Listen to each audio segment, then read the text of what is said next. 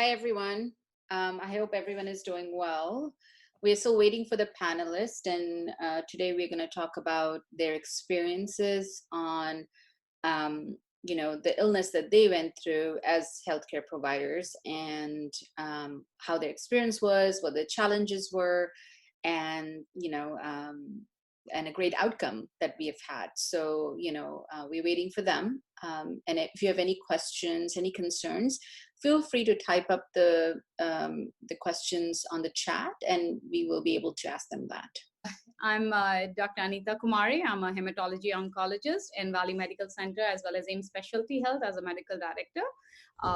Neetu, go ahead and just introduce yourself. I am Dr. Neetu Nipwani. I'm an internist. I work for One Medical, and I also have my own telemedicine company called Nexus Care.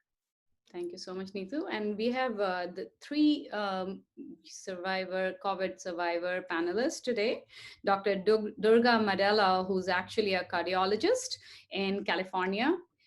Dr. Maureen Andre Leroy, who's actually an internal medicine doctor in California as well.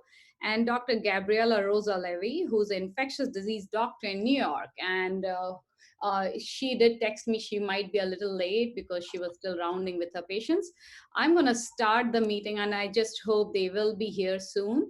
We all know what is COVID is doing with this fear of having COVID, and then what would be the outcome of COVID. It is so scary that I think we all have something unknown that we are still trying to understand how bad it could be.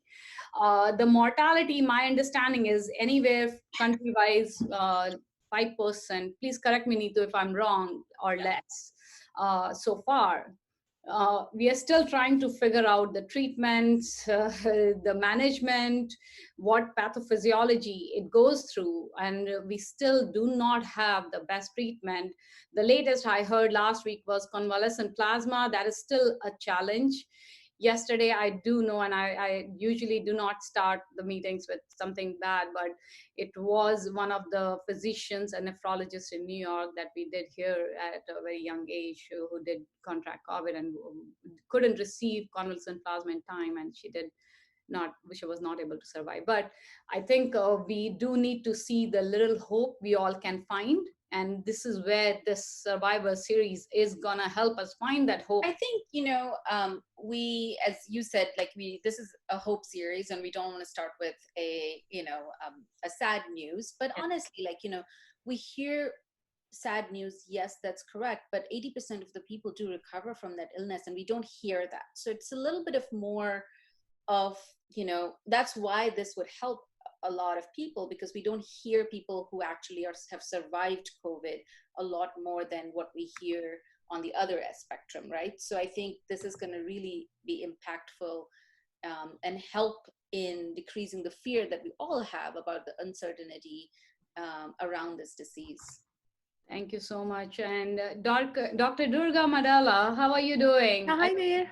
Hi, so good to see you. Nice to see you too. Nice to see you too. Dr. Durga. Hi. Yeah, that's Neetu. So Dr. Durga, thank you for joining us, and thank you for letting us share your story, because yeah, please just call me Durga. Okay. So we were actually talking about a little bit, the uncertainties, the kind of difficulties as physicians, as most of actually everybody right now is facing. We have no treatment, we have no vaccine, we have not even understanding of the testing right now. The lot of struggle. Please tell me about your story. Let's begin with that, and your. So for me, I think compared to when it first started in March, I think it's looking much better. So when I first started getting sick, it was in end of February or so, and started more like a flu-like symptom. I started losing taste, sensation of taste, and no smell. And then I just suddenly started feeling achy all over, and I was sick. And then, you know how doctors are. I just decided this feels like flu. And one of the girls in the office was sick at the same time. And she got started on Tamiflu by her primary care doctors.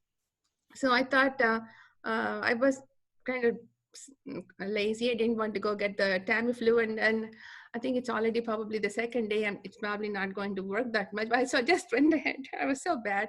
I went ahead and started Zithromax. So I had a Z-Pack, and I said, well, I'm not going to wait until the secondary infections and all. And then I started the Zithromax, and I really felt good. I started taking the 500, and then I took the next day also another 500.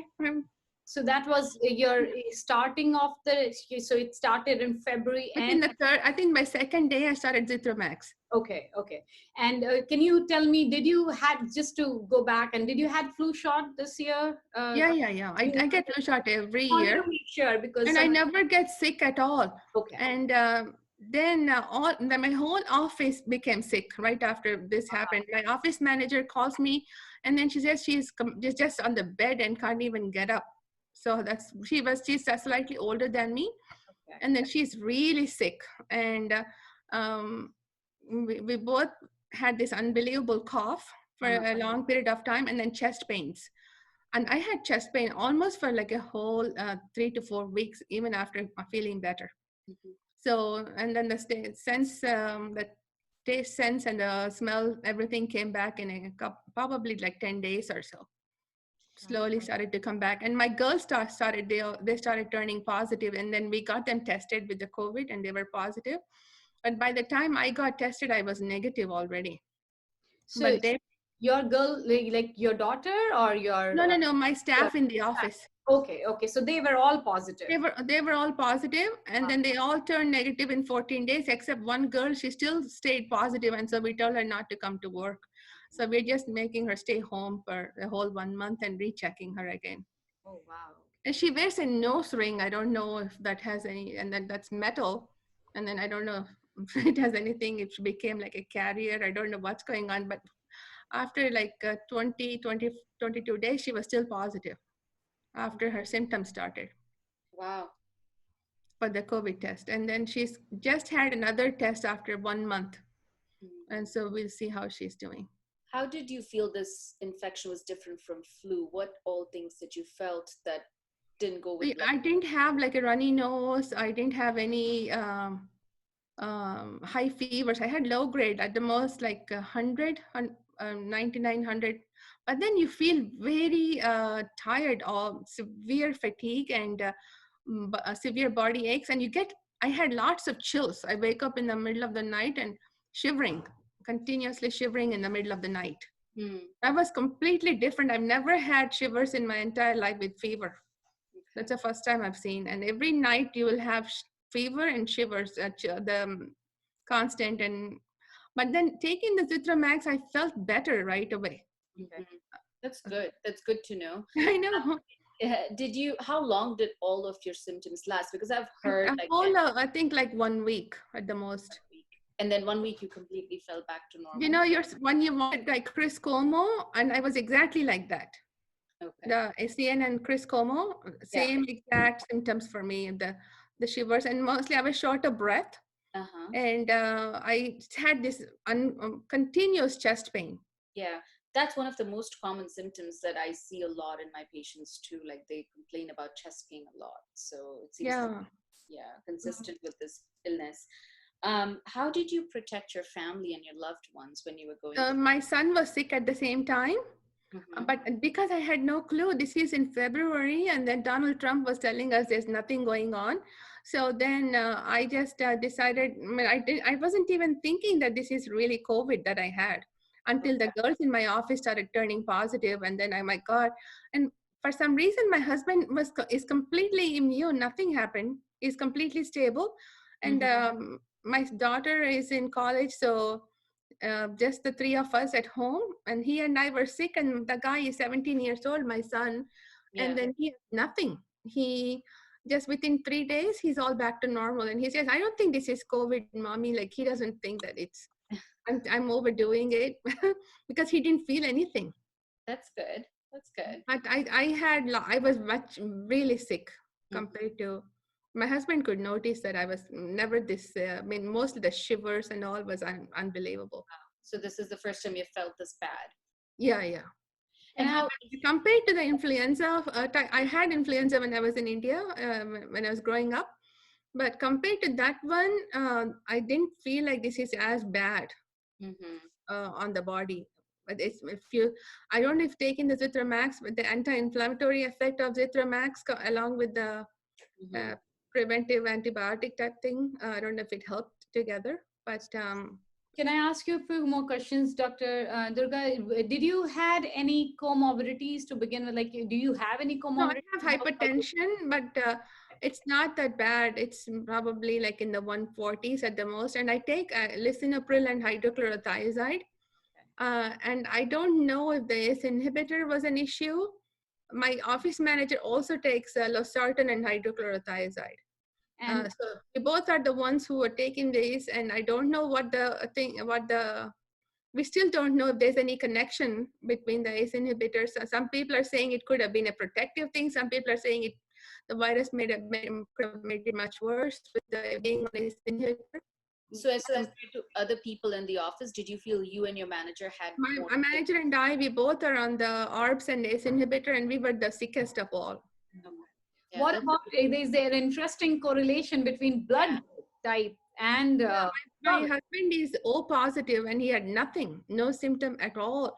I was coughing on his face and I was sleeping right next to him. I didn't know. I thought this was just like a cold. I was not very sure. Like I didn't even feel, I had my flu vaccine. I wasn't thinking about flu. So nothing. He has no symptoms. Wow. So he's O positive. And what about you? What's your blood group? I am AB positive. AB positive. how was his symptoms compared to yours? My brother, my son. Yeah, you said your son is O positive? Yeah, my son, no, my husband is O positive and he didn't get anything. He has no infection at all. Wow, okay. And my son, my husband and me, all three of us were together when I was sick. Mm-hmm. And nothing, for both my son and I both got sick at the same time and my husband had no symptoms. And that's very strange with COVID. And I have at least a few more people tell the same thing. So A positive more commonly are sicker more so than O. And that's something that I don't know. Did you say like O people are somewhat immune also, O positive people? We do not know, but the severity and this, I've been listening to a lot of survivors for COVID, and some of them actually, who are in the same family cohort, if there are few who are O, they actually had milder disease compared to A or B. That's something, it's very interesting to know something. And the other thing that I've heard, and please tell me your experience with anosmia. Prolonged anosmia, which is not typical of flu, and even after, I was thinking that, oh my God, my mom lives with us, and then luckily at that time she was in India, and then I thought the food that I'm cooking is so bad that I don't feel like eating it. So, and I completely lost my taste, and I had no smell at least for 10 days. And one of my staff members completely, she didn't know that she went into the regional hospital with this really bad cough in the middle of the night, and they didn't do any testing on her. This was on March 3rd. She went in, and then the next day she came to the office because they said, oh, there's nothing going on with you. And then she says, strange thing, Dr. Madala, I do not smell anything. This is all gone. I can't smell anything. And she's very young. She's like 24, 25 years old. No symptoms except losing her sense of smell and taste. So that's a great point you raised about testing. So can you tell us, like, how easy was it to get tested? And you yourself or your office staff, like how easy was it? For us, one of the there's a physician affiliated with my office, one of the primary care doctors. Mm-hmm. She had got some tests and for her patients, and then she used to like constantly dress up and go outside near the car and test her patients with all that big suit and all. Yeah. So then she tested the girls in our office. So she got a few tests. I don't know how she got them. Okay. So then one got tested and then everybody else started getting tested. Yeah, they all got tested after this girl turned positive, and then a couple of them were positive. and then they rechecked again in 14 days, and then Right, right. everybody was negative. Yeah, looking at the time frame, the testing struggle was probably real, even when your assistant went to the Yeah, hospital yeah. and she didn't get tested. No, yeah, she was just told to go home. When you had the symptoms and you tested positive, any challenges that you had with your employers at that time? Because, we hear a lot about, well, even if the doctors are asked to work, even if they're tested positive and they have symptoms because of, we there a lot of hospitals and I, I don't want to lose their providers during this crisis. So what is your input on that and how did that work out for you? So for me, I mean, I used to work for Kaiser in Santa Teresa. Just so right now, I have my own practice. Okay. So I'm my own boss. Yeah, that's so one day I told Kaiser Santa Teresa, I'm not going to come to work tomorrow. I'm done with you. Bye. That's how I left Kaiser. right. So a few questions there, somebody has. How long were you out of work? Did you have a negative before going back to work? Because I didn't even know I had the COVID. I just took like 10 days off because I was just staying home and doing some, um, I was just trying to prepare for some exam that time for one of the boards. And then I just I just took like 10 days off. My office manager took almost 2 weeks off. So she just was completely sick. She couldn't even get up from the bed. That's what she said. She's 57, 58 years old. And even after she came back after 2 weeks. But we were all negative. And by the time we got tested, it was too late anyway. It was like end of, like in the March 18th, around that time. So almost how many days, like 10 days or so you were sick? I was sick for 7 days mostly.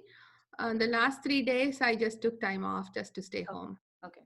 A few more questions. So was there any negative impact on your health after surviving COVID? I was continuously short of breath. I was short of breath for almost until end of March. Wow. And then constant chest pain. I would just walk and I'm thinking, oh my God, I am having so much chest pain. It's continuous chest pain. And then the cough was still there. It went on for at least close to 3 weeks. Wow. What about, so did you get just a question, antibody testing done? Not yet. I didn't know how to get it done yet. Okay. I tried to told my office manager to set it up and she couldn't get it done for me. So I'm thinking of doing as soon as it comes out. Because it would be very useful for those people who may, who are actually needing convalescent plasma. So if you are positive. Yeah, absolutely. I really wanted to help out that Dr. Priya Khanna.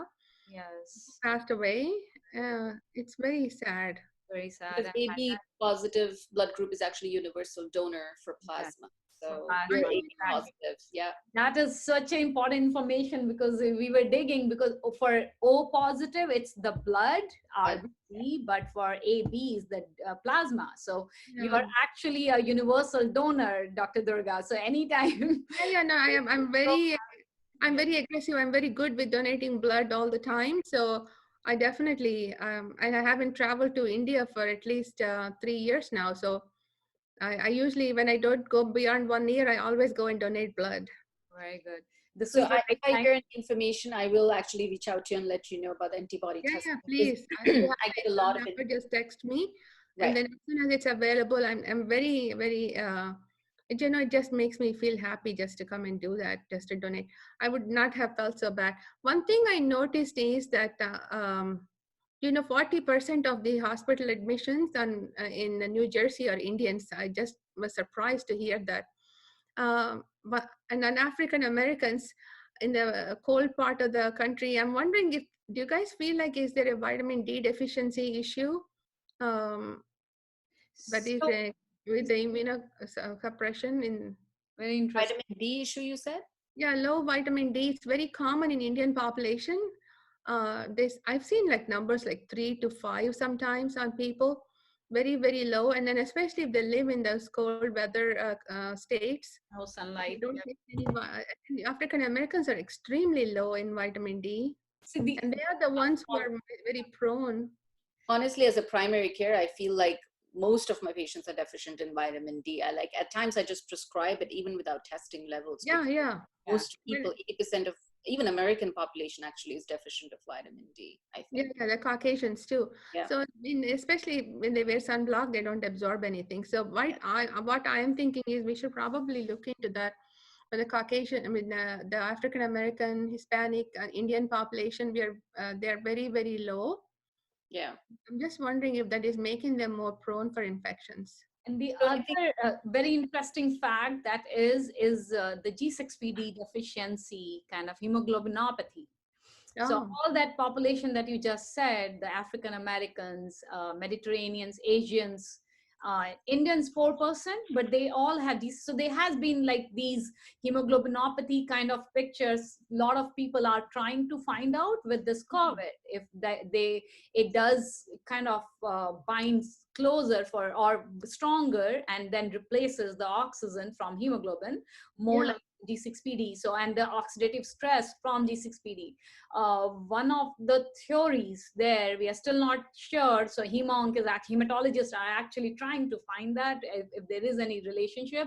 But yes, African Americans, Mediterraneans, Asians, 4% Indians have G6PD deficiency, and that just they have the oxidative stress, which is actually helped with vitamin C, zinc, vitamin D. So all these have been used in China for supportive treatment, and we already know that. So vitamin D per se, yes, I do think everybody is deficient, more so, some populations because of, and some countries because of sunlight deficiency. But very interesting concept. That's something I wish we had more answers about that. I have something to add. So vitamin D deficiency, in theory, would not work for if the COVID is more common in African American population, because more pigment you have, more vitamin D you have. So it would be opposite. A Caucasian people, in theory, would be more vitamin D deficient. I think it's different for Indian people because we are always trying to escape sun and not get dark skinned. But I don't know if that would apply to African Americans, but I think G6PD kind of sounds like it makes more sense. And then there was, I think in the chat thread, one of the doctors mentioned that the cytokine storm keeps getting mentioned, and that's kind of almost like the final event that leads to death or ending up in the ICU and just deteriorating quite a bit. And I don't remember her name, but it's in the chat channel, the Saheli chat channel. And she shared a study where it mentioned some genetic, some genes that are involved in cytokine storm. Some people are more prone genetically to cytokine storm. And I think there was a list of about 10 genes, and one of the most important ones explained about 40% of cases. So I was wondering if anybody has any thoughts about that. So ask the question again. Sorry, Vidushi. Just ask the question again. So one of the doctors mentioned that there is a genetic propensity for some people to, they're at higher risk genetically to get cytokine storms. So does anybody, can anybody shed any light or have any thoughts on, do you think that might be the reason for some people to completely deteriorate even if they don't have preconditions because they are just genetically more sensitive to having cytokine storms? So far, what I have read, and Neetu, please correct me if I'm wrong, but cytokines storm, I have not read anything that is genetically there is a genetic propensity for that, but I have read there are certain populations, and again, I'm going to go back as a hematologist to the hemoglobinopathy that we are still trying to figure out. So there are certain kind of porphyrins, and basically the COVID, the way it binds so closely with the hemoglobin and does not let the hemoglobin come out of, it's just basically like a carbon monoxide kind of picture, what they do. And whenever there is oxidative stress, whenever there is oxygen supply is less and the demand is keep going higher and higher, the whole body would have inflammation, and the whole body, there's like so many mechanisms. And that's why the targeted therapies, the IL-6, tocilizumab, and all those things are targeted to reduce the cytokines, storm that we are having. I am still not sure that, they are related to any particular genetics. And I saw a message from Nidhi Gupta downstairs, down in the chat thing. She's saying that vitamin D is recommended in children for prevention of upper respiratory infections. And I think it's mostly cold symptoms and all. But I think that's a real thing, having vitamin D supplements on a regular basis. And for Vidushi, what I am thinking is dark-skinned people actually have more vitamin D deficiency compared to lighter-skinned people. If you're talking about probably the 125 hydroxy vitamin D thing, but then vitamin D 25 hydroxy is low in dark-skinned people. We don't absorb it. We don't have enough of it. There's one study that showed 125 hydroxy vitamin D was okay in the African American population. But the vitamin D 25 hydroxy has always been on the low side. If you see people from Africa and all these other areas, they actually have very low vitamin D, and most of their doctors in African countries, they all put people on vitamin D supplements there. Very common. And they also have much higher risk of these cancers like breast cancer, prostate cancer, colon cancer. Now they're saying even pancreatic cancer, very high risk with vitamin D. Okay, now I get it. Thanks. I want to get back to Vidushi's question about the genetic mutation. So I actually have read an article on that. So for cytokine syndrome, cytokine storm, it's linked to IL-6, and there's more deaths from COVID-19 that are seen in European countries. And there is some sort of these populations actually higher number of carriers in mutations in the Mediterranean fever gene, which causes familial Mediterranean fever. And there is some hypothesis that that sort of genetic predisposition can make you have predisposition to develop a cytokine storm. So there is a paper that I read on that. I will share that paper. It was shared on the Saheli channel, so I'm kind of surprised that nobody is mentioning it. But that paper has a list of these 10 genes, and I even looked up my 23andMe and to see how many of them I have. I don't know how to interpret genetic data properly, but I didn't have most of them, which I felt like more like like autoimmune disease people with these big storms. So that I don't know, but that particular article was related to cytokine storm. Let me look for it in the thread, and I'll get back to you guys on that. And again, the challenge is we are all having these hypotheses, but when it comes to having a sure shot answer, like again, Mediterraneans also have a lot of hemoglobinopathies. So is it that or that? But the treatment is almost the same. The oxidative stress, the cytokine storm control with IL-6, IVIG, things like that. It's just all the same going towards it, but it's just so, kind of perplexing. We don't have data to confirm any of these theories. It's just like everybody is using their heads to come up with something, but then it does not make sense in the other population, like Caucasians. Why are they having these kind of cytokine storms when they don't have the familial genetics? They are still, it's again the same thing. P60D is there in those populations, but what about Caucasians? What about Indians, which do not have? It's just something very perplexing, but still, we will find the answer hopefully in the next 1 year. So one thing I'm thinking, Anita, is what if all these people, people who are in really bad shape with severe comorbidities, but compared to them, somewhat younger people in the 40s and 50s, if they get started on Zithromax very early, are they showing some benefit with not going into like these pneumonias? So, and Neetu, please take it over if you have, because Neetu has complete understanding and more, she sees COVID patients in and out, so I will let her take it. But prophylaxis, for azithromycin in older population? Is that your question? Can you repeat your question? Yeah, I'm just wondering, in the beginning, we didn't know how to really take care of them, and we waited until they started getting pneumonias before we put them in the hospitals and started giving them antibiotics and all that. But now what they're doing in the ERs, they immediately, if there's a suspicion, they immediately put them on Zithromax and send them home. No, they don't even keep them in the hospital. So I'm wondering if that's make even Boris Johnson, when compared to the when March, beginning of March, now they didn't put him on a ventilator. They just let him go on oxygen and kept watching him. So I'm just wondering, being on these antibiotics, and I don't know if he got hydroxychloroquine.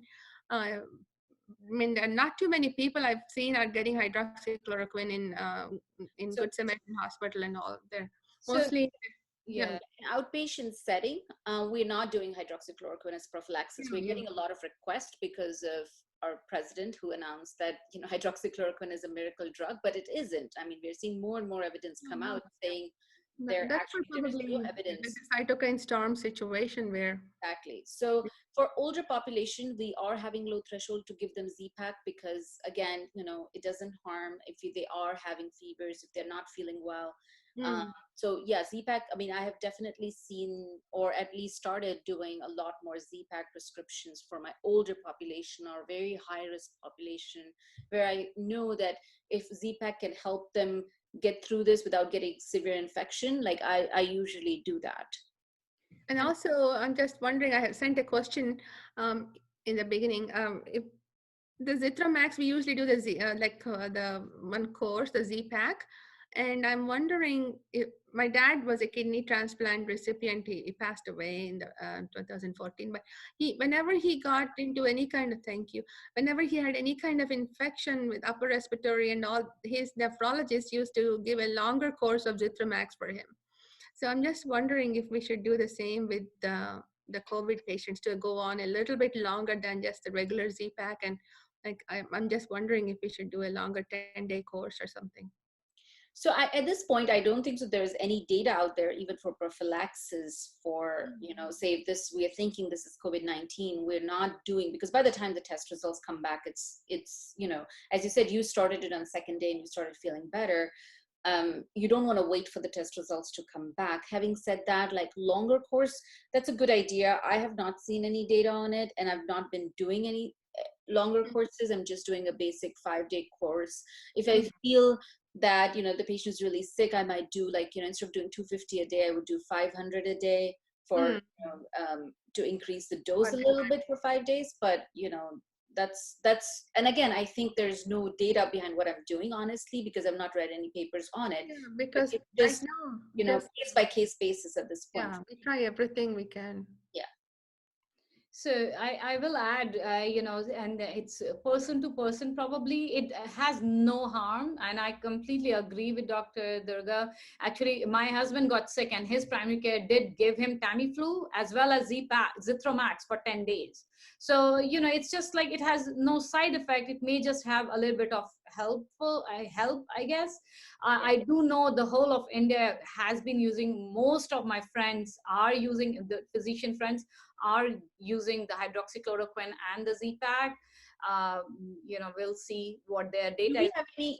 Do we have any data on the length of? Actually, there are more and more negative studies coming up now. Yeah. So we actually are not recommending that in US, but I know it's a country to country, and if a country in our prime minister or president decides, then they all follow, because it's the cheapest way to do whatever they can right now. And I as much as the side effect profile, to me it sounds like it's a huge side effect profile, with the arrhythmias being so common and the QT. Nobody is getting the EKGs done, no QT issues. And on top of that, Zithromax and hydroxychloroquine both prolong the QT interval. Exactly. Yeah. And also G6PD, not that anybody checkers, but something that we always we want to think about again in these patient population. But I know they are not checking it, and I know they are giving it together. It's prophylaxis, pre-prophylaxis. So something that we will come to know. But in US, the guideline, the recommendation right now is there has been more and more negative studies. So unless there is a trial going on, right, Neetu? There is a trial going on for the hydroxychloroquine and the Z-Pack somewhere, I think Minnesota or somewhere. There is a for healthcare workers, right? For There's, healthcare workers, for prophylaxis. Yes, there's a trial going on, and I know Nidhi knows a lot about this. Yes.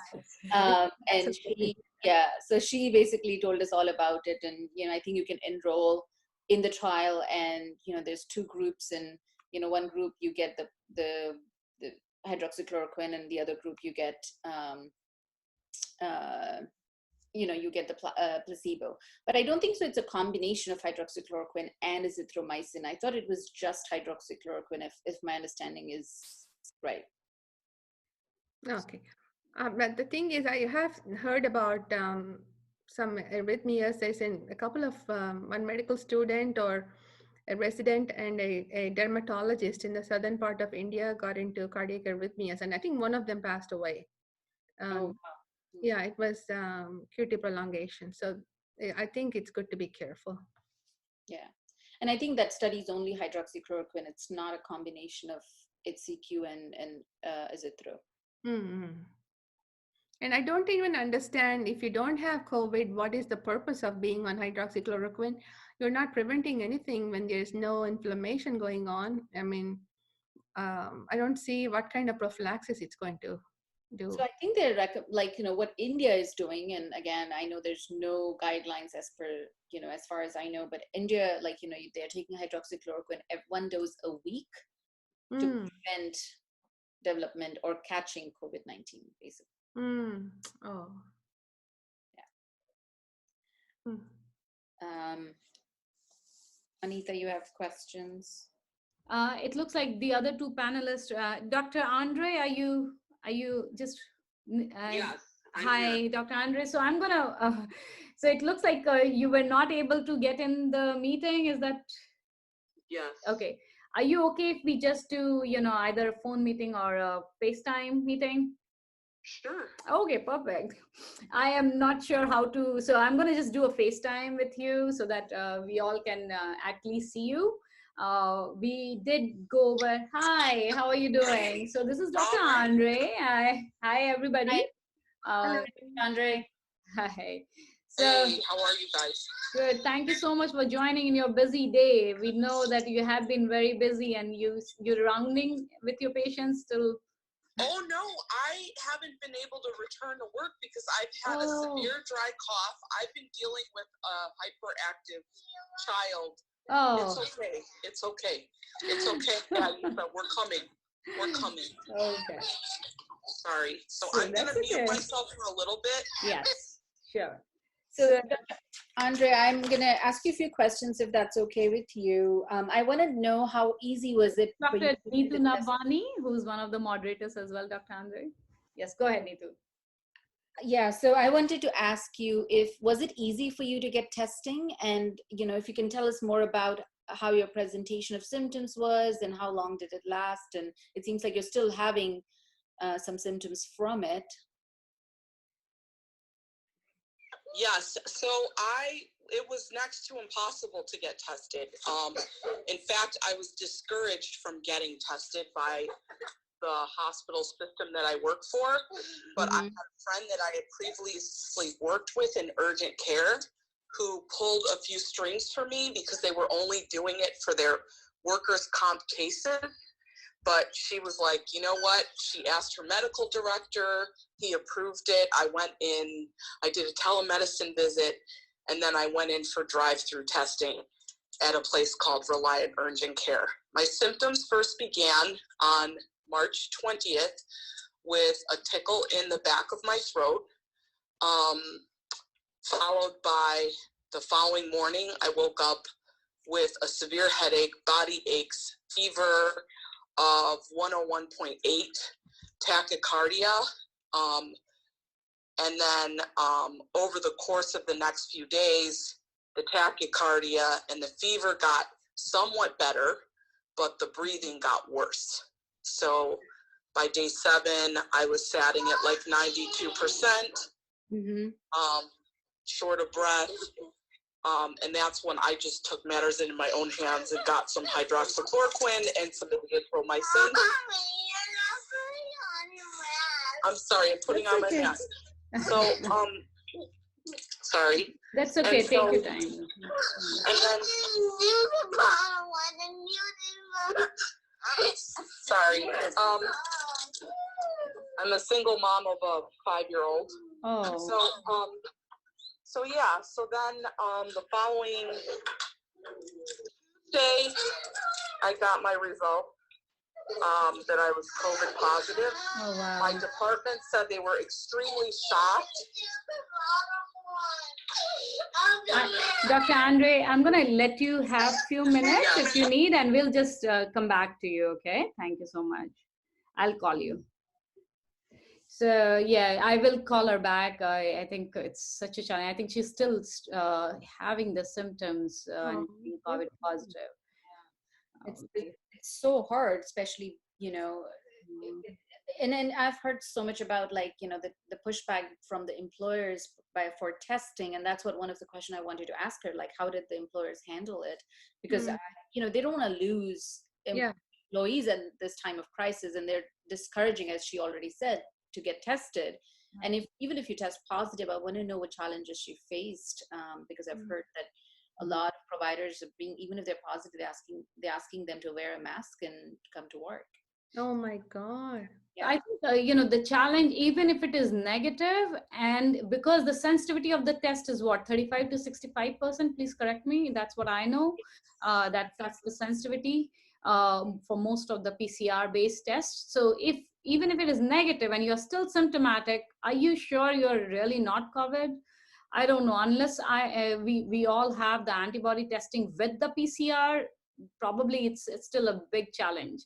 And I do know few physicians who, without testing, still symptomatic, and they are requested by their, their hospitals to come and work, put N95, just because of the shortage of, physicians and things like that. It's just, the testing is difficult. You don't get tested. They are just discouraging testing everybody. And on top of that, if you are, going, you are just being a vector at that point of time. You're just carrying the COVID from your home to everybody in the community and to the hospital and to the patients. Yeah. It's just a sad state. Sometimes some things we cannot change. It's just, I'm just wondering, do you think they'll be able to, because it's more like a cold virus, I'm wondering if they can even ever make a vaccine for this, for the future. I thought the vaccine is in process, but it may take 18 months or so. That's what my understanding is for the vaccine. I thought last I heard was vaccine was under trial, like it's phase 2 or something. The human trial is going on, and I think the first vaccine for the novel coronavirus. Or the novel? Okay. I thought the vaccine was only given to people in Seattle, and I don't know. Correct me if I'm wrong. There's so much information, like you can get easily confused with what's going on. So, what is the timeline? Is it already out? You're saying, or is it the phase 2 trial going on in Seattle? That was the epicenter in the beginning, and I think they gave the vaccines there. But it takes, again, even though it's phase 2, it's going to take like a good amount of time before we actually roll it out, to everybody. I think. I don't know how long it's going to take, but about 6 months at least, if I'm not wrong. A few more questions. Did you buy a home pulse ox, or how did you know your stats? Dr. Durga, you want to take this question? I checked my pulse ox. I have a home pulse ox because I just when I exercise, I like to keep checking it. Just I usually check it in the office for all my patients, and I just had my dad used to use one, so I just checked it, and I was normal. My pulse ox never dropped. Okay. And pulse ox is easily available actually if you go to Bed Bath and Beyond. Yeah. Pulse ox, like it's very easy to get if you want to buy. So. But one of my patients who just came from a trip from Ireland through England and all, so she was having this really bad cough and extremely greenish, yellowish phlegm. And she's also like a close friend of mine too, even though she's my patient. And she kept texting me saying, my pulse ox is dropping. And she dropped her pulse ox into like 80s, or like 81, 82. And then I made her urgently go into the emergency room, and she was positive for Wow. So I'm going to get Dr. Andre back on board. It looks like the baby is settled. So let's get her back. I do see a few more questions trickling in, but okay. It looks like Hi, Dr. Andre. Thank you so much for taking our call again. I'm going to just do the FaceTime and just put you on. Thank you so much. Okay, perfect. So, Dr. Andre, I think, oh, we can't see you. Yes. So, sorry about that. And I can send you, if it's Okay, perfect. easier, I did an interview with, she's more like a spiritual counselor, but I went through my whole story. Oh, wait. But sorry. So basically what happened was that Tuesday I got informed that I had COVID-19, and I think I just went into shock, and then a lot of grief came forward. So from there, I did okay until Thursday, like I said, until my SAT started dropping. Oh, wow. I'm a single mom of a 5-year-old, and so my biggest issue, and I live alone in California, my biggest issue was trying to figure out what I could do with her to avoid exposure, and also avoid hospitalization, because I was told that if I got hospitalized and she had been exposed to me, and she would have to quarantine on her own in a separate area. Oh, wow. That was my biggest concern, which is why I chose to take all the meds. I was like, whatever you can give me, I will take. I looked up hydroxychloroquine. I was on Tamiflu because I initially thought perhaps it was the flu. I was hoping it was just the flu. I also was taking amantadine, just because at first I live in Santa Monica, it was very difficult to access even Tamiflu at the time. So I took amantadine for a couple days before I got the diagnosis. Tamiflu, I finished that course. On Thursday, the breathing got so bad, I was like sitting at 92% at rest, but if I did like any sort of movement, I would drop below that. My friend was trying to convince me to go in, but I was just like, I'm going to do whatever I can to stay at home. So I took my daughter's, I don't have asthma, my daughter does, but she had albuterol nebulizer treatments from the past. So I did those round the clock. I did not sleep for 2 days. I mean, I would like rest a little, wake up, rest a little, wake up. And then finally was able to get, after calling 9 pharmacies and speaking to the pharmacy director at my hospital, I got hydroxychloroquine. I took my first dose Friday early afternoon. By evening, my saturation started to turn around. Now, whether it was the hydroxychloroquine and the Z-Pak versus just like kind of the nature and the evolution of the process, I don't know. But that's what I did. Since then, I've had significant ongoing muscle aches, mainly in my low back and hips, as well as an ongoing cough and fatigue. The rest of my symptoms have resolved. Wow, that's really That's a lot to deal with, Dr. Andres. We cannot even imagine what you went through with a 5-year-old, and living by yourself in California. What helped you get through this phase? That's the question I would like to ask. Like, what helped you get through this phase? I know you talked about a little bit about spiritual aspect. Yeah. So I studied spiritual psychology. I'm a great believer in spirituality. So what I did was, so there were a few things. One, it's called I think it's the Manu mantra or the Malu mantra. It's in Sanskrit, and I had not really been aware of it, but it was on my daughter's meditation app.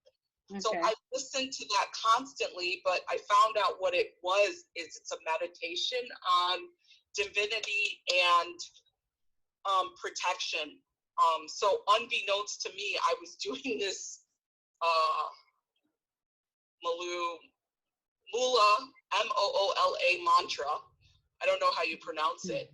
Over and over again, just listening to it. Mm-hmm. I also have a spiritual community that I'm very connected to, that was praying for me, sending me light. I had friends who would purchase groceries for me and leave them at my door. I had other people who cooked for me, and I just was like determined to get through it. I was like, you know what? This too is gonna pass. Wow, you are a survivor, I must say. Yeah. And so I think that's probably why it's taken me a little bit longer to get through it and get back to, and honestly, I think, you know, if you do think about it, I know this is getting a little woo-woo for you guys, but from a spiritual perspective, what was the inner conflict or inner fear that left, you know, if you, Your voice is breaking. perspective. Oh, sorry. Yeah. Immunity from a holistic perspective sometimes has to do with our inner conflict or our inner fear. And I wasn't very fearful, except for my daughter, but I did have a lot of inner conflict about being in a hospital where, you know, I had asked to get fit for an N95 mask. My appointment was canceled. I had a memo that went out that said that we shouldn't be wearing masks on the regular floor because it would induce fear and anxiety in the patients. Wow. And so, and knowing as a doctor that, like, this is an airborne virus and we have limited testing, so we don't know who has it and who doesn't. Right. And there were people that I took care of that I suspected had it, and then I found out that this one patient who she herself had all the symptoms and all the signs but tested negative twice for COVID-19. Myself, the nurse, another doctor, and an occupational therapist that worked with her all got COVID-19. Wow. So, yeah. Yeah. As we all know, that sensitivity of this test is only 70%, if that, I mean, in the initial part of the disease. So, you know, we can't really rely on negative testing. Yeah. So I prayed, I asked people to send me light, I meditated, I took all my vitamins, like vitamins beyond belief. I said the Bula mantra, not even knowing what it was. I just liked it. And my friend sent me this silly song. I can send it to you guys, but it's like a rap. It's like, my white blood cells are healthy and they're learning to protect me. Like, she is just like a silly thing, but my daughter loved it, so she would make me sing it with her. Is that song, My White Blood Cells? Healthy and they're learning to protect me. Oh my God. That is amazing. That is amazing. We're sending all good, you know. She's already liking it. Yeah, she's like, no, mommy, it's not they're learning to protect me, they're preparing to protect me. I'm like, oh yeah, okay, I forgot the words. But, yeah, how did you protect your daughter in all this? So I tried for the first 3 days. I tried wearing an N95 mask and gloves, but you know, I have to prepare all her meals. Mm-hmm. I, you know, do everything for her. And she's a very affectionate kid. Mm-hmm. So by the 3rd day, I just couldn't, like, she just crawled in bed with me one night. She had a bad dream, and that was it. And so she developed a dry cough and body aches for 2 days, and that was it. So Wow. she probably had it in a much Mhm. milder form, which was grace, really, because Yes. Wow. I don't know what I would have done had I don't know. Like, I honestly, part of me doesn't know how I got through this experience. I realized I could have been a lot worse. I could have been in the unit. I could have stayed home too long and Mhm. gotten really bad and then not be here anymore. Like, a lot could have happened. I'm just grateful, and I'm just, there's a part of me that's conflicted that I'm not back to working. And then there's another part of me that knows that I just need a little bit more time to recover. And experiences like yours gives us, all of us, a hope and, you know, a ray of light for all of us, actually. So thank you for sharing all of that. What advice would you give, you know, other healthcare providers, you know, who are, or, you know, other doctors, like how should they protect themselves? Because you've gone through this and you know what challenges everybody faces. And I will add a little bit here, Dr. Andre. We are still facing the same situation of CDC telling us it's airborne, wear mask, wear bandana, wear whatever. It's just like, yeah, it's nonsense. It's just, nonsense. We cannot believe what we are facing and seeing day and night. There are some physicians who are seeing COVID patients in and out. What would you suggest? How can we, one, protect ourselves, as Dr. Neetu said, and what, should we be on top of our symptoms? So should we be taking vitamins? What other things would you recommend? So several things. Number one, I think part of the inner conflict that I was experiencing is we all know the science, but the decision makers are not empowering us to utilize the science that we know to do what we know is needed. Yes. That's number one. So, you know, I have on order, I don't know, maybe 350 KN95 masks, 150 N95 masks. Because you better believe that if I am setting foot, I don't care if it's the regular floor, the rehab, the nursing home, anywhere. The science shows, because I'm in the car, honey. The science shows that we, you know, even with a surgical mask, it's 60% coverage. You know, they did a study. They did that study 8 inches away with a Petri dish. You can still get, you know, the virus on the Petri dish if you're coughing with a mask on. So for me, there will need to be several conditions by which I re-enter the hospital. And this pattern of physicians that we learn in training of martyrdom, of sacrificing ourselves for the greater good of the health of the patient, it has to end. It just has to end. Like, we're no longer living in that paradigm anymore. We're in the like, take care of yourself so then you can be of service to other people. So unless I have what I need, I will not be returning. Do you fear? My life is more important. I have one more question. Do you fear of reinfection? Because I'm seeing more and more people worried, and there's some data coming that we are just probably missing that part of information. Do you fear in reinfection? Absolutely, because I have now asked and requested that I get the antibody testing for IgG and IgM, and you'll have to do that on your own. You'll have to figure that out, and it's not a quantitative test.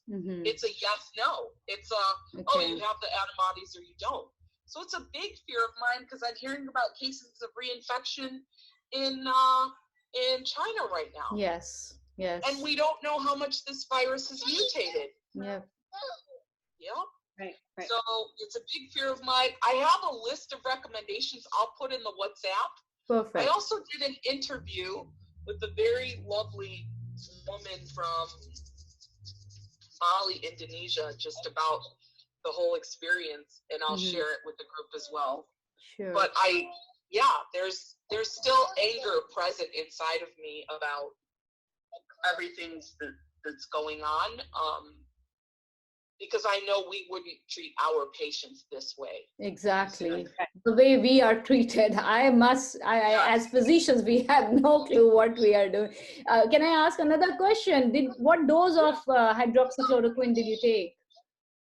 I did the loading dose of 400 BID. Oh, wait, hold on. Yeah? Yes. So we're going to go here. So I did the loading dose 400 BID for one day, and then I did not do the 10-day course. I did a 5-day course. Okay. So 200 BID for days 2 through 5. Okay. And another question is and I will, if you can defer this question if you don't want to answer, that's fine. Is your hospital or place you work, is there any kind of difficulty in your going back to work with the appropriate testing? What is the situation? And you can, you're okay to not say. They're not. What's odd about the whole situation is like, they just want people to return to work, and Yes. even the CDC loosened the guidelines. Yes. That 3 days symptom free, then you can go back to work. Well, I haven't had 3 days of symptom free yet. Yes. So. And you? That's crazy. Ask me about it. I have just seen the craziest things happening in the last few days. Are you provided with enough N95s by your, wherever you work, or is it all on you? It's all on me. I just spent $600 getting some. Oh, wow. So, Dr. Andre, we do have a small GoFundMe and donation, that we would like to help whoever physician needs help, just because I think we just have to take this in our hands, and we cannot let any physician be affected for a $5 N95. And we all can buy separately, but I think when we do it together, it has more power. So so I will reach out to you, please let us know what is your needs, and we will definitely be able to help a little bit, whatever we can. Neetu, do you have any other questions? So one of the things that I would probably mirror what Dr. Andre said is every healthcare provider should not work without proper PPE. You're putting yourself, your families at risk. And I really, really urge everybody, put your foot down and please ask for proper PPE. So, I mean, because I've heard horror stories about this, and, from people who are working in good institutions, and they've been told, like, you just use the same mask or don't wear a mask. I mean, like Dr. Andre said, right? So I think, we cannot just we have to put our foot down and say, we cannot work without proper equipment. Like, would you send our US Army to, fight a battle without proper equipments? No, right? So why do they expect us? And even the airline industry says that, right? Whenever there is a trouble, put your mask first before helping your co-passengers. So I would highly encourage everybody to not be fearful of your job. Like, please put your life in, that's what I would recommend. So that's like just after hearing Dr. Andre's, story, I just wanted to put this out there for everybody. And I think once this is all over, the way physicians have been treated and the way the government and the hospitals have been managing the whole situation, it will come back. They will have to finally pay consequences of what is happening. But for now, I think everybody should worry about their own health, because your health is your family's health as well. Your health is your community's health as well. So it's very important to keep that in mind and do everything possible. Together, we are always going to be more secure, more powerful. And just that is very important. I think we have a few more questions. Dr. Andre, you have? Yeah. So I'm just going to quickly ask a few more questions, and Neetu, please help me if, anything you have. There's a question okay. How long is everyone using a single N95 mask for? My hospital tells me to reuse until it falls apart. I've been changing every 2 to 3 days. Anybody wants to take that question? Oh. I can tell you what we did in Haiti. Okay. I used to work in Haiti where tuberculosis is endemic. I worked for Partners in Health. It's a global health organization. And when we had a limited supply, and so everybody got 3 masks per month. And this was in the poorest country in the Western Hemisphere. We had 3 masks per month. So you would rotate, and the other 2 would be under a UV light while you were working with one. So they're supposed to be rotated every 72 hours for tuberculosis mycobacterium. For this, I hear that the bug can last up to 5 days on some surfaces. So that would mean each individual would need 5 masks and a UV light at home to sterilize the other 4, or put them in the oven on 160 degrees for 20 minutes to sterilize them. So what I heard with the oven, the nose piece can loosen up with the, because the metal. I am not sure. So yes, UV. I did buy UV light for myself as well. I still haven't seen if COVID can that make it worse. Can that be killed by UV light? But yeah, something that probably will have to think about. The other questions I have here is. I've been using 3 to 4. Okay, I should clarify that that's from Dr. Stacy. I've been using one for 3-4 shifts unless I intubate or do high risk procedure. Shifts are 10 hours. Then let's see. Okay. I think even Dr. Stacy just clarified that she uses a whole shift and then rotate it, like Dr. Andres was saying. I have 4 masks in rotation for sterilization. I also have 20 more masks to get me through the rest of the surge here that will go in the rotation once these are soiled or involved in high-risk procedures. So, and that's a very good, Dr. Stacy, you have said that I also have 20 more masks to get me through the rest of the surge here that will go into the rotation once they are soiled or involved in high-risk procedure. What is, overall, what do you guys think? How many masks, N95 masks, every physician who's actually actively every day going to hospitals should have in store so that they can survive this whole pandemic, considering this might be for 2 more months? What would you guys suggest? And anybody can take that answer, please, because I think so. I would like one for each shift to discard at the end of the shift. And so that in an ideal world, that's what we all want. But considering the whole world is facing this situation, there is going to be scarcity of N95 masks unless we start making them on our own. So if I know there are some people who are actually making through the scuba drive, all those innovative ways of making the mask. Is it good enough? Is it the best? Is it as good as N95 mask? We don't know. So that's where the challenge is. So, there's so many questions that we actually have, we're still trying to find out the answers. But Neetu, any other? At this point, I guess nobody knows how long this is going to last and how long, even if the surge is gone, we might see patients of COVID-19 and we might still need more masks, right? So I think, There's one more question. These masks are meant to be single use. Are there any formal studies that support the use of rotating, reusing, or are these all theoretical strategies?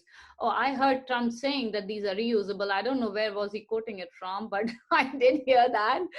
And I think that's what CDC and all the guidelines, they are just doing their own thing because for them, we are just workers. That's all I have started believing. For the USA, we physicians are just workers right now. And save yourself, protect your families, protect every patient you can, and do the best. That's all we can do right now. It's just sad state, but hoping we'll all be safe. And there is hope. 80% of the time, people do recover. Yes. That's what we saw. Dr. Durga and Dr. Andre sharing their stories, and and brave stories, and being a survivor of this bad disease that we're dealing with. So thank you so much. Thank you for sharing your stories. We see a ray of light or at least a light at the end of the tunnel here. So thank you so much. I mean, I don't know. Appreciate all your time. Thank you so much, guys. And thank you, Dr. Andre. Thank you, Dr. Durga. And thank you, Neetu. Really appreciate this. Sure. Good night. Thank you everyone for joining. Yeah, bye-bye.